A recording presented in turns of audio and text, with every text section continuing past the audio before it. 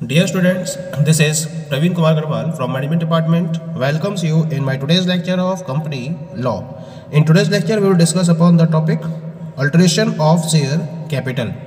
यानी कि अगर कोई कंपनी अपनी शेयर कैपिटल में चेंज करना चाहे, उसको ऑल्टर करना चाहे, तो इसके रिगार्डिंग क्या क्या प्रोविजंस रहते हैं, हम उन पर्टिकुलर प्रोविजंस को आज के लेक्चर में कवर अप करेंगे. A limited company having a share capital, if so authorized by its articles, alter its memorandum in its general meeting in any of the following way. यानी कि अगर हम उस कंपनी की बात कर रहे हैं यहाँ पर जो लिमिटेड कंपनी है और जिसके पास शेयर कैपिटल है, तो लिमिटेड कंपनी जिसके पास शेयर कैपिटल की अवेलेबिलिटी होती है और अगर उसके आर्टिकल ने उसको ऐसी अथॉरिटी दे रखी है और इसके मेमोरेंडम में इसकी परमिशन है, तो ये क्या कर सकती है, कंपनी अपनी जनरल मीटिंग में मेमोरेंडम में शेयर कैपिटल में चेंजेस कर सकती है. और किस तरह से चेंजेस कर सकती है, इसके कुछ पर्टिकुलर पॉइंट्स हम यहाँ डिस्कस करेंगे. The very first one is the by increasing its authorised share capital. अगर ये अपनी ऑथोराइज्ड शेयर कैपिटल को इंक्रीज करना चाहे तो कंपनी की जनरल मीटिंग में एक स्पेशल रेजोल्यूशन पास होता है और इस स्पेशल रेजोल्यूशन के बेसिस पर ये कंपनी अपनी ऑथोराइज्ड शेयर कैपिटल को इंक्रीज कर सकती है. Second one is the by consolidating and dividing all or any of its share capital into shares of larger amount. यानी कि कंपनी अपनी शेयर कैपिटल को लार्जर अमाउंट के शेयर्स में कंसोलिडेट करके और डिवाइड करके भी अपनी शेयर कैपिटल को इंक्रीज कर सकती है और लार्जर अमाउंट के शेयर में ये अपने सारे शेयर्स को या कुछ शेयर्स को इंक्लूड करके चल सकती है और उसके बेसिस पर अपनी शेयर कैपिटल को इंक्रीज कर सकती है. The third one is the by converting all any of its fully paid up shares into stock and reconvert that stock into fully paid up shares of any denomination. यानी कि एक तरीका और क्या रहता है इसके पास कि कंपनी क्या करे, सबसे पहले तो जो भी इसके फुल्ली पेड अप शेयर्स हैं, या तो सारे फुल्ली पेड अप शेयर्स या फिर कुछ फुल्ली पेड अप शेयर्स वो इंक्लूड कर सकती है और इनको सबसे पहले वो स्टॉक में कन्वर्ट करेगी और स्टॉक में कन्वर्ट करने के बाद फिर से इसको क्या करेगी, फुल्ली पेड अप शेयर्स में रिकन्वर्ट करेगी और यहाँ वो किसी भी डिनोमिनेशन में इनको रिकन्वर्ट कर सकती है. और जब डिनोमिनेशन हाई लेवल का होगा तो उस केस में जो उसका शेयर कैपिटल है वो क्या हो जाएगा, इंक्रीज हो जाएगी. ठीक. Next one is the by subdividing its shares into shares of smaller amount than is fixed by the memorandum. यानी कि एक तरीका क्या होता है कि जो कंपनी के शेयर्स हैं ये क्या कर सकती है, इनको फिर से सब डिवाइड कर सकती है और वो भी स्मॉलर अमाउंट के शेयर्स में, स्मॉलर अमाउंट के शेयर्स में डिवाइड कर सकती है. और इस तरह से जब ये स्मॉलर अमाउंट के शेयर्स में सब डिवाइड करेगी तो इसके पास ज़्यादा क्वांटिटी में शेयर्स अवेलेबल होंगे और उस केस में इसकी शेयर कैपिटल इंक्रीज हो जाएगी. Next one is the by cancelling shares which have not been taken up and by diminishing the amount of its share capital by the amount of shares so cancelled. यानी कि क्या होता है, कुछ shares ऐसे होते हैं जिनका जो अमाउंट है वो पे नहीं किया गया होता है, तो सबसे पहले ऐसे शेयर्स को कंपनी को छांटना होता है कि जिनके रेफरेंस में अभी तक पेमेंट नहीं किया गया है. ठीक है, तो कंपनी क्या करेगी, ऐसे शेयर्स को कैंसिल कर देगी. ठीक है, अब कैंसिल कर देगी तो इतनी अमाउंट से इसको अपनी शेयर कैपिटल करनी पड़ेगी, डिमिनिश करनी पड़ेगी. तो अब इतनी अमाउंट से इसने अपनी शेयर कैपिटल को डिमिनिश कर दिया, जितने शेयर्स उसके द्वारा कैंसिल किए गए हैं उसके अकॉर्डिंग उसको अपनी शेयर कैपिटल भी तो डिमिनिश करनी पड़ेगी और जब डिमिनिश करनी पड़ेगी तो ऑटोमेटिकली इसकी शेयर कैपिटल क्या हो जाएगी, चेंज हो जाएगी, पहले से कम हो जाएगी, तो ऑल्ट्रेशन हो गया. तो इस तरह से जिन शेयर्स के रेफरेंस में पेमेंट नहीं किया गया है उन शेयर्स को कैंसिल करके भी शेयर कैपिटल के केस में ऑल्ट्रेशन किया जा सकता है. ठीक. लेकिन होगा क्या, this does not amount to reduction of capital, it is called the diminution of authorised capital. इसकी वजह से जो कंपनी की कैपिटल होगी उसमें एक रिडक्शन नहीं होता है, तो हम इसे बोलते हैं डिमिन्यूशन. ऑथोराइज्ड कैपिटल का एक डिमिन्यूशन की प्रोसेस कहलाती है जिसके बेसिस पर कंपनी क्या करती है, जो भी शेयर्स के रेफरेंस में पेमेंट नहीं किया गया है उनको कैंसिल कर देती है और जो शेयर कैपिटल की अमाउंट है उतने से उसको डिमिनिश कर दिया जाता है. ठीक है, तो हम इस प्रोसेस को नाम देते हैं डिमिनिशन का. Now we come to the procedure for alteration of share capital. यानी कि अगर कंपनी अपनी शेयर कैपिटल में ऑल्टरेशन करना चाहती है तो इसके लिए उसे क्या प्रोसीजर अडॉप्ट करना होता है. तो यहाँ मैंने स्टेप वाइज प्रोसीजर को रिप्रेजेंट किया है under 5 steps. The very first step is authorised by articles. सबसे पहले कंपनी के आर्टिकल ऑफ एसोसिएशन में ये अथॉरिटी होनी चाहिए कि कंपनी अपनी शेयर कैपिटल में चेंज कर सकती है। अगर आर्टिकल ऑफ एसोसिएशन के द्वारा ये ऑथोराइज्ड नहीं है तो उस केस में कंपनी अपनी शेयर कैपिटल में चेंज नहीं कर सकती। सबसे पहले तो आर्टिकल ऑफ एसोसिएशन में इस पर्टिकुलर पॉइंट के रिगार्डिंग अथॉरिटी होनी चाहिए कि कंपनी अपनी शेयर कैपिटल में ऑल्टरेशन कर सकती है। Okay, second step is ordinary resolution. अब क्या होगा, जो भी चेंजेस करना चाहती है कंपनी अपनी शेयर कैपिटल में, उसके रेफरेंस में कंपनी को एक ऑर्डिनरी रिजोल्यूशन लेकर आना होता है।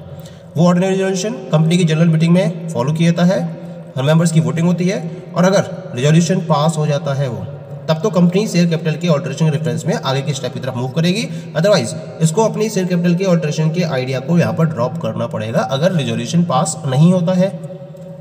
रिजोल्यूशन पास हो जाता है, उसके बाद कंपनी थर्ड स्टेप की तरफ मूव करती है, certain consolidations and division to be approved by the tribunal. यानी कि कंपनी जिस पर्टिकुलर वे में अपनी शेयर कैपिटल को कंसोलिडेट करना चाहती है और उसको डिवाइड करना चाहती है, तो वो सबसे पहले उसको ट्रिब्यूनल से इसका अप्रूवल लेना पड़ेगा। ऑर्डिनरी रिजोल्यूशन तो पास हो गया, लेकिन इसके साथ साथ शेयर्स के रेफरेंस में जो भी कंसोलिडेशन प्रोसेस और डिवीजन प्रोसेस वो फॉलो करना चाहती है, इसके रिगार्डिंग उसको ट्रिब्यूनल से परमिशन लेनी पड़ेगी। ठीक है, परमिशन लेने के बाद एक बार ट्रिब्यूनल से परमिशन मिल जाती है, then company move to the fourth step, this is notice along with memorandum to registrar. यानी कि अब इसके रेफरेंस में कंपनी क्या करेगी, इसका नोटिस भेजेगी, चेंज कर देगी, क्योंकि एक बार ट्रिब्यूनल से परमिशन मिल जाएगी। इसके बाद कंपनी अपने शेयर कैपिटल में चेंज कर देगी, और शेयर कैपिटल में चेंज करने के बाद जो चेंज किए गए हैं उसका एक नोटिस रजिस्ट्रार के पास भेजेगी, और रजिस्ट्रार के पास वो मेमोरेंडम की एक कॉपी के साथ में भेजेगी, क्योंकि उसको मेमोरेंडम में भी तो चेंज करना पड़ेगा। अगर कंपनी अपने शेयर कैपिटल में ऑल्टरेशन करती है तो उस केस में उसको अपने मेमोरेंडम को भी चेंज करना पड़ेगा। तो इस नोटिस को मेमोरेंडम के साथ में रजिस्ट्रार के पास भेजना पड़ता है। वो भी एक फॉर्म होता है, that is known as the form number 1 SH7। तो इस पर्टिकुलर फॉर्म में 30 दिन के अंदर अंदर ये नोटिस मेमोरेंडम के साथ साथ कंपनी को रजिस्ट्रार के पास भेजना होता है। And the last step is, अगर कंपनी इनमें से किसी भी प्रोविजन को फॉलो करने में नाकाम रह पाती है या उसको फॉलो नहीं कर पाती है, तो इस पर्टिकुलर डिफॉल्ट के लिए कंपनी को 1000 रुपीज़ ईच डे के हिसाब से पेनल्टी के फॉर्म में भरने पड़ सकते हैं, या ₹5 लाख, इन दोनों में से जो भी कम होगा वो अमाउंट कंपनी को एज अ पेनल्टी पे करनी होगी। क्लियर? तो ये हो गया प्रोसीजर। जब कंपनी शेयर कैपिटल में ऑल्टरेशन करना चाहती है तो इस प्रोसीजर के बेसिस पर वो अपने ऑल्टरेशन को फॉलो कर सकती है। Now we come to the next topic, transfer of shares और सिक्योरिटीज। क्या मतलब होता है ट्रांसफर ऑफ शेयर्स और सिक्योरिटीज का? As the companies act has empowered every share holder to transfer his securities freely in the manner provided by the act and companies articles.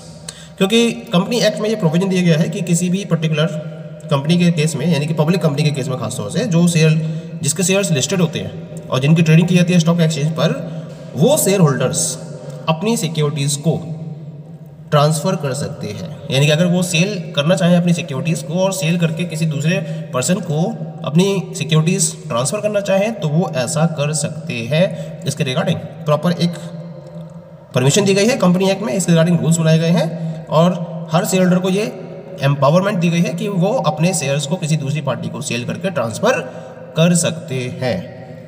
तो इसका मतलब ट्रांसफ़र ऑफ शेयर्स का मतलब हो गया, transfer of shares means a transfer by sale by the registered holders of the securities or shares.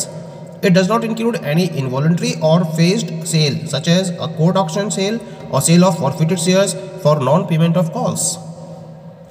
यानी कि transfer of securities या शेयर्स का मतलब हो गया जब किसी भी कंपनी के रजिस्टर्ड होल्डर्स होते हैं सिक्योरिटीज के या शेयर्स के, वो सेल के थ्रू अगर अपने सिक्योरिटीज या शेयर्स को ट्रांसफर कर देते हैं तो हम इसे ट्रांसफर ऑफ शेयर्स या फिर ट्रांसफर ऑफ सिक्योरिटीज़ का नाम देते हैं।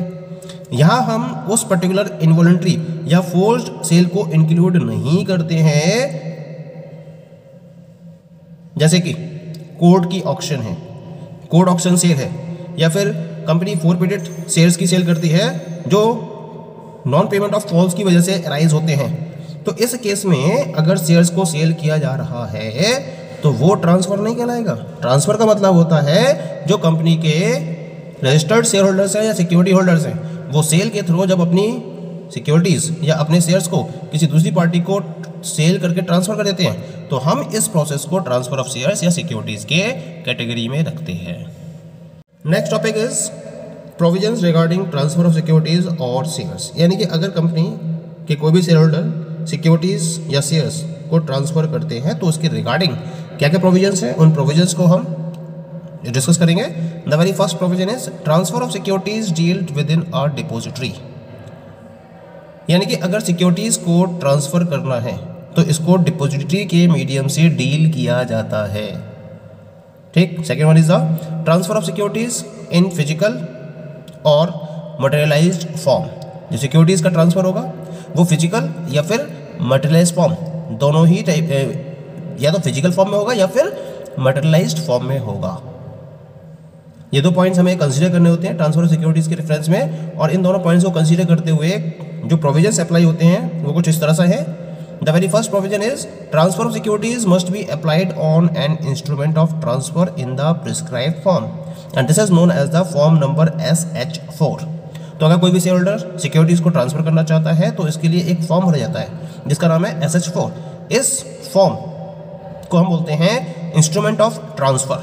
तो ये इंस्ट्रूमेंट ऑफ ट्रांसफर है, इस पर ये एक प्रिस्क्राइब फॉर्म है SH4। इसको फॉर्म को फिल करने के बाद ही कोई भी पर्टिकुलर शेयर होल्डर अपनी सिक्योरिटीज को ट्रांसफर कर सकता है। Second one is the it must be dated, यानी कि जिस डेट में आप अपनी सिक्योरिटीज को ट्रांसफर कर रहे हो उसकी डेट इस पर नोटेड होनी जरूरी है। Third one is the it must be duly stamped, इस पर प्रॉपर स्टाम्पिंग भी होनी जरूरी है। अगर ये ड्यूली स्टाम्प्ड नहीं है तो ये एक वैलिड इंस्ट्रूमेंट नहीं माना जाएगा। Next one D point is must be executed by और on behalf of the transfer and transferee, यानी कि जो हम बात कर रहे हैं किसकी, इंस्ट्रूमेंट ऑफ ट्रांसफर की। तो ये जो इंस्ट्रूमेंट ऑफ ट्रांसफर है it must be executed, transfer और ट्रांसफरी दोनों के बिहाफ पर ये एग्जीक्यूट होना जरूरी है। ऐसा नहीं कि केवल एक ही पार्टी के बेसिस पर इसको एग्जीक्यूट करना जरूरी होता है। ट्रांसफर जो ट्रांसफर कर रहा है और ट्रांसफरी जिसके नाम पर ट्रांसफर किया जा रहा है, दोनों के बिहाफ पर इसको एग्जीक्यूट किया जाना कंपल्सरी रहता है, मस्ट कंडीशन में इंक्लूड किया जाता है इसको। ठीक है। Next one is the must specify the name, address and occupation of transferee, जिस पर्टिकुलर पर्सन के नाम पर ट्रांसफर किया जा रहा है, जिसे हम ट्रांसफरी का नाम दे रहे हैं, उसका नाम, उसका एड्रेस और उसका ऑक्यूपेशन उस पर्टिकुलर इंस्ट्रूमेंट ऑफ ट्रांसफर में स्पेसिफाइड होना जरूरी होता है। Next provision is must be delivered to the company by the transfer और ट्रांसफरी, यानी कि जो आपका इंस्ट्रूमेंट ऑफ ट्रांसफर है इसको प्रॉपर्ली फिल करने के बाद और सारी फॉर्मेलिटीज कंप्लीट करने के बाद ट्रांसफर या ट्रांसफरी इन दोनों में से किसी एक के द्वारा इसे कंपनी को डिलीवर किया जाना भी जरूरी होता है। डिलीवर को किया जाएगा जिससे ही कंपनी को पता चल सके कि जो शेयर्स हैं उसका असली मालिक कौन है, who is the real owner of the shares, और फिर उस पर्टिकुलर शेयर होल्डर के नाम पर या उस शेयर होल्डर के नाम को कंपनी के मेंबर की लिस्ट में लिखा जा सके और जिसने सेल किया उसके नाम को उसमें से हटाया जा सके। इस पॉइंट को कंप्लीट करने के पॉइंट ऑफ व्यू से ट्रांसफर या ट्रांसफरी इन दोनों में से किसी एक के द्वारा शेयर्स का जो इंस्ट्रूमेंट ऑफ ट्रांसफर है उसे कंपनी को डिलीवर किया जाना जरूरी है। Next one is the must be delivered to the company within a period of 60 days, यानी कि जब आप अपने शेयर्स को सेल कर देते हो तो सेल करने के 60 दिन के अंदर अंदर ये जो इंस्ट्रूमेंट है ट्रांसफर का ये कंपनी के पास डिलीवर किया जाना जरूरी होता है। 60 डेज का टाइम होता है कम से कम। The transfer form should be delivered along with the security certificate. जो ट्रांसफर फॉर्म है, जो इंस्ट्रूमेंट ऑफ ट्रांसफर का नाम दे रहे हैं, उसके साथ में सिक्योरिटी सर्टिफिकेट को भी अटैच करना जरूरी होता है और सिक्योरिटी सर्टिफिकेट को इसके साथ में अटैच कर ही कंपनी को डिलीवर किया जाना चाहिए। ये नेक्स्ट प्रोविजन है इसका। Next provision is company shall deliver the certificates of all securities transferred with in a period of 1 month. जितनी भी सिक्योरिटीज के रेफरेंस में सेल किया गया है उसके रिगार्डिंग कंपनी को एक नया सर्टिफिकेट इश्यू करना पड़ेगा। तो जो नया सर्टिफिकेट है उसे कंपनी को 1 महीने के अंदर अंदर ट्रांसफर किया जाना जरूरी है, क्योंकि ट्रांसफर ने तो अपनी सिक्योरिटीज को ट्रांसफरी को सेल कर दिया। अब जो नया ओनर होगा उन शेयर्स का वो कौन होगा? ट्रांसफरी होगा। तो उस ट्रांसफरी के नेम पर एक नया शेयर सर्टिफिकेट इश्यू करना होगा कंपनी को। तो इस शेयर सर्टिफिकेट को कंपनी को 1 महीने के अंदर अंदर डिलीवर करना जरूरी होता है। The next provision J is transfer of securities of deceased person shall be made by his legal representative. यानी कि अगर कोई डिसीज्ड पर्सन है और उसकी सिक्योरिटीज को सेल के थ्रू ट्रांसफर करना है तो ये काम उसका लीगल रिप्रेजेंटेटिव करेगा। This particular transfer of securities will be made by the legal representative of the deceased person. Clear? And the last provision is that अगर किसी भी पर्टिकुलर प्रोविजन को ट्रांसफर ऑफ सिक्योरिटीज के केस में fulfil नहीं किया जाता है किसी भी पार्टी की तरफ से, तो उस केस में एक फाइन इंप्लीमेंट किया गया है, इम्पोज किया गया है। वो फाइन क्या है? ₹25,000 से कम नहीं होगा, जो 5 लाख रुपए तक एक्सटेंड कर सकता है। ये डिपेंड करेगा कि जो प्रोविजन है वो किस लेवल तक फॉलो नहीं किए गए हैं, उनको ध्यान में रखते हुए ये जो पनिशमेंट है, ये जो पेनल्टी है, वो कम से कम 25,000 रुपये तक की रहती है और मैक्सिमम ये 5 लाख रुपए तक पहुंच जाती है। Okay, so these are the provisions regarding the transfer of securities और शेयर्स। Thank you.